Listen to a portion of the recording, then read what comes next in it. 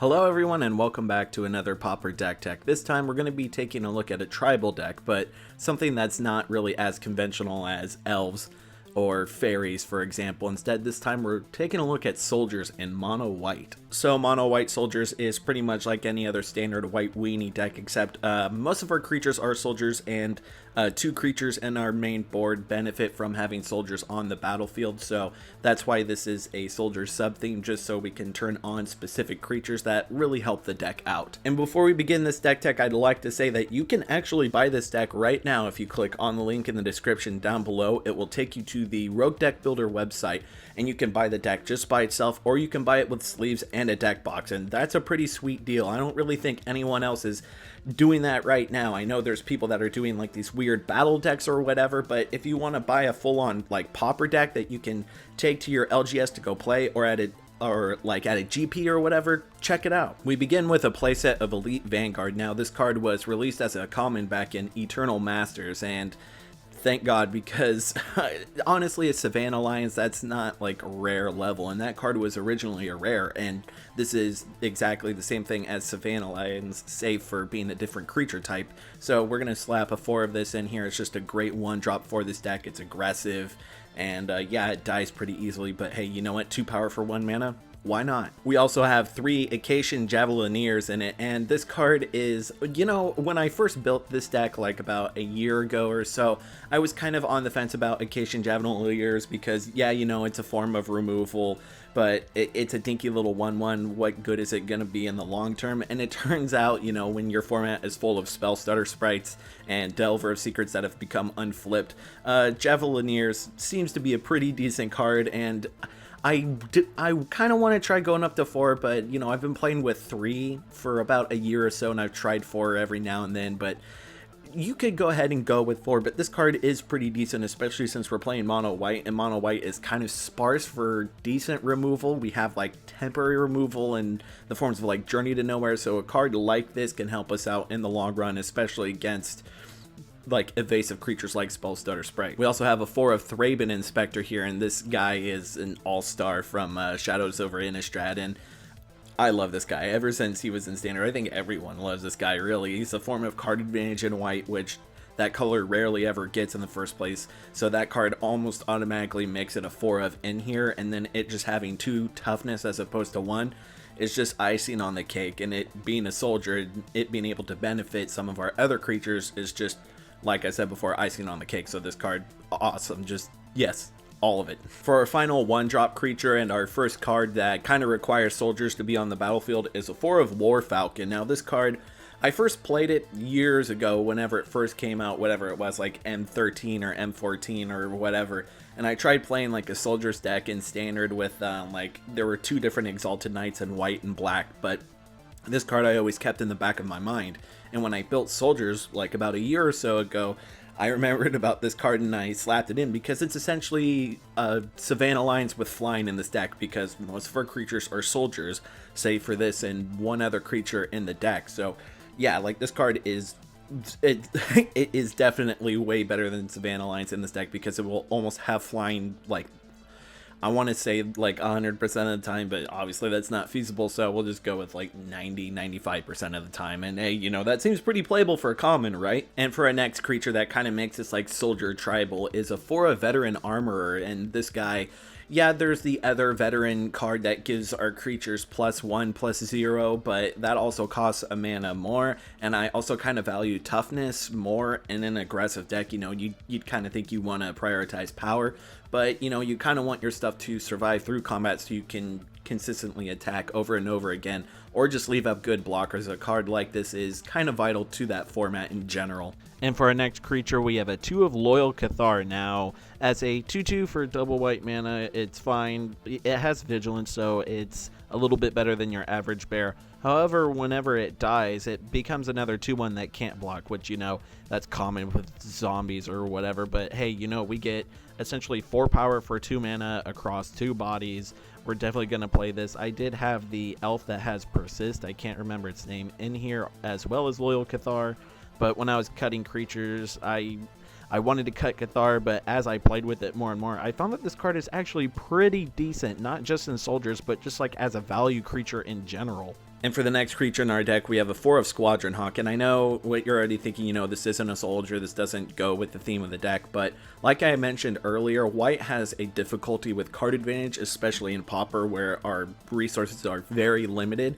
So a card like Squadron Hawk, where it can refill our hand, is great, so that way we don't have to pump out like other relevant soldier creatures, and we can just put out evasive threats and just keep poking them with 1/1s while keeping our soldiers at bay in case, you know, we get wiped out with a board or board wipe or like bad combat or anything like that. The next creature in our deck is pretty similar to Squadron Hawk, and it was one of the main reasons why I wanted to revisit soldiers, and that is Legion Conquistador. Now this card came out in Ixalan, and when I saw it I was like, oh, it's like Squadron Hawk, and then I realized later it's like, oh, it's a soldier and it's common, so we can try it out in mono white soldiers because, you know, paying 3 mana for a 2/2 Squadron Hawk minus the flying, plus it gets the toughness boost from cards like Veteran Armor, and it turns on Squadron Hawk. I thought to myself, yeah, we'll try it out as a 4 of in this deck, and you know, yeah, we have the 4 of Squadron Hawk already in Squadron Hawk 2.0, but hey, you know what, we're gonna try it out because white, like I said before, has troubles with card advantage, so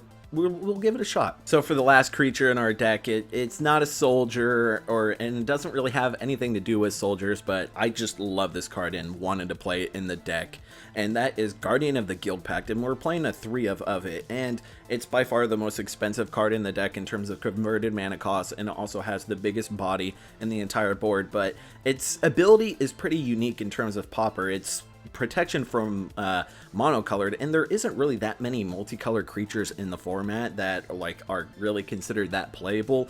Pretty much almost every single playable creature is monocolored, and this can block the majority of them, save if they don't have flying or whatever, and this card can crash through and pretty much is like unblockable. This card has been an all-star for me in every single, like, well, not every single deck, but in decks that want to utilize a creature like this. This is a great finisher. You know, once we've exhausted our opponent's resources, taking care of our small guys, we slam the board with the Guardian of the Guild Pact, and they don't know what to do, because this card is also protected from a large majority of removal spells like Journey to Nowhere, Lightning Bolt, Doomblade, you name it, this guy is protected from a large majority of it. And yeah, while this card does cost 4 mana and we don't have that many lands, the benefit of this card just far outweighs any of the negatives. So in terms of removal, I mentioned Journey to Nowhere earlier, and we're playing a playset of that. Now this card is pretty much one of the best forms of removal in white that we can have, and it exiles a creature. It's kind of pricey actually, probably because it's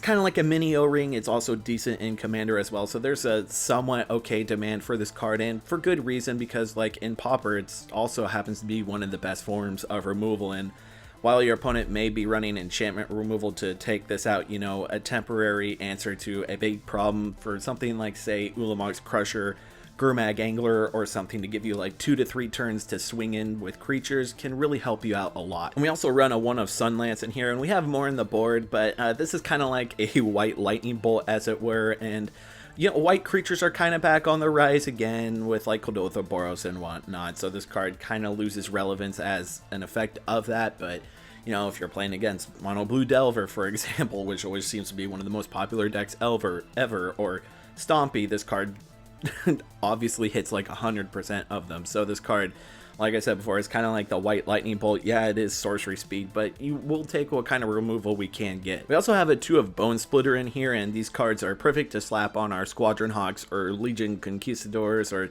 just any of our creatures really, because it's a decent equipment spell in Pauper for both its cost and for what it does. And since we have a bunch of 1/1 flyers and 2/1 flyers in the form of War Falcon, this card can add up damage very quickly, especially if we can get both of these on the board at the same time, and our next artifact as well. And that card is Renegade Freighter, and yeah, it is 3 mana, and that is pretty costly in the deck. It is only a 1 of, and its benefits far outweigh the negatives or the cost in general. You know, we get a 4/3 with a crew cost that's pretty negligent, and then whenever it attacks, you know, we get that big upside, especially with Trample. This card is It's not like insanely good, but it's pretty decent, especially in aggressive strategies, and I kind of want to try it in more strategies just to see if it's better beyond something like mono white, which is kind of already a restricted archetype in general. As far as the lands are concerned, we're only playing 18 planes and our curve is pretty low.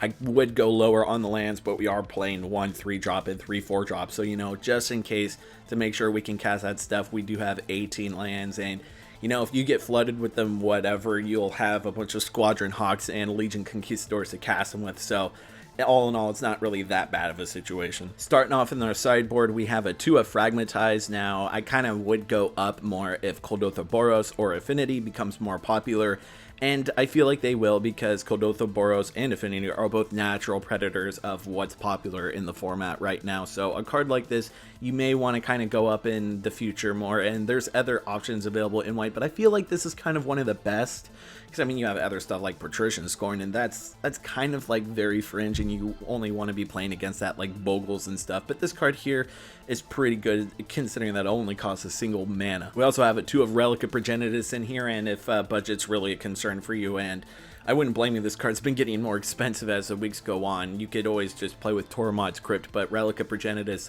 you want to play this more because you can draw a card, and it's just a little bit more flexible. We also have 1 more Sunlands, just in case like you're playing against Stompy or Delver or whatever, and you just need more removal in case like your creatures can't get through or anything.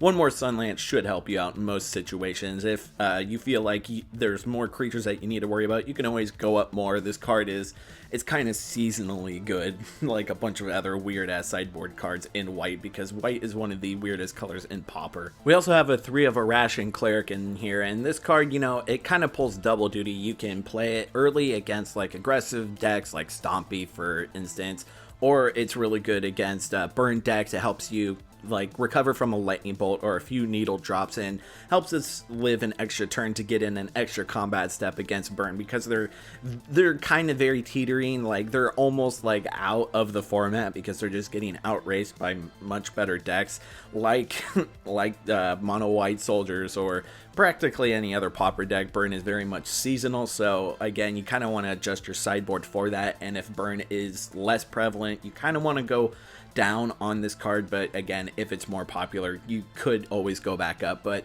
again, at the same time, if you also want like more combat, or if you want to be able to trade up more, you could always play Lone Missionary instead, which is kind of the same, except it just doesn't have a bigger butt. We also have a 2 of Dust to Dust in the main board, and this is one of the main reasons why I don't have more Fragmentize, because this is kind of just much better against Affinity and like Kuldotha Boros or anything like that, because it exiles. Yeah, it does cost double white, but you know, we're not splashing a second color, so whatever. And it does cost 3 mana, but oh no, I'm sure we'll be able to cast it most of the time. And being able to exile 2 artifacts, we can also hit lands with this, so that's awesome. Like, that is fantastic. Just that's one of the main weaknesses to the artifact strategies in general, is the mana base. As awesome as those lands are, a card like Dust to Dust can cripple them, honestly. We're playing 3 Holy Light, and you can use this as a Wrath if you need to, or you can use this as like a post combat trick to kind of like Wrath your opponent in a different way. This card, in a strategy like this, since all of our creatures are white, is pretty good because it's not going to hit any of our stuff, and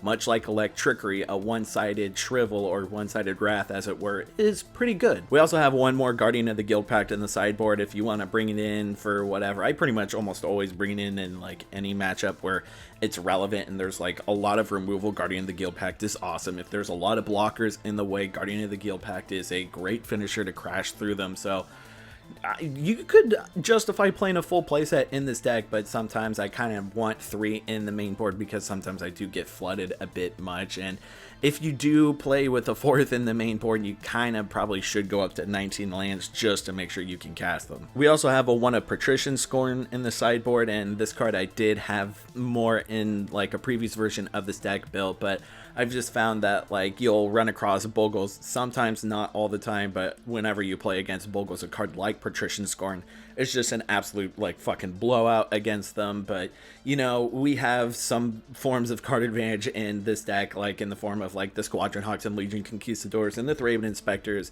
so we will be able to fish through our library pretty quickly to find the 1 patrician score and save we like play against Bogles or whatever. That's the deck tech for you all. Let me know what you think in the comment section down below, and don't forget you can buy this deck in the description down below. There's a link to the Rogue Deck Builder website where you can buy this deck in whole, and you can buy it with like sleeves and a deck box. It's a fantastic deal. Go check it out. Anyways, my name is Stacy Snackies. You all have been wonderful, and I'll catch you on the flip side. Thanks for watching. Be sure to check out our playlist of Pauper content here, and also our other MTG videos here. Don't forget to subscribe and also hit that bell icon so you get notified every time we release content.